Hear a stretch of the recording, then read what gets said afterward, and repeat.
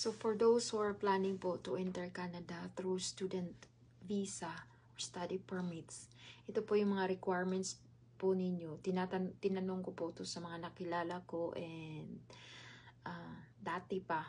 And some of my batchmates po nandito din po sa Canada.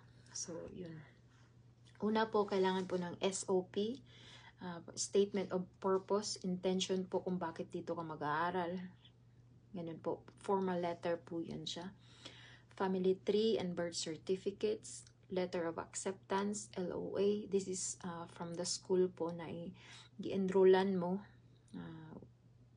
Yung university na pinili mong pasukan dito sa Canada.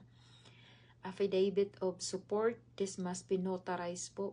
Ipapanotarize po ng sponsors nyo. And then, passport copy of sponsors, letter of support, proof of funds, bank statement, yun. Canadian income tax returns or T4, deposits receipt, personal information, educational backgrounds, professional backgrounds, and home teas. So, yun po yung mga kailangan. So, yun.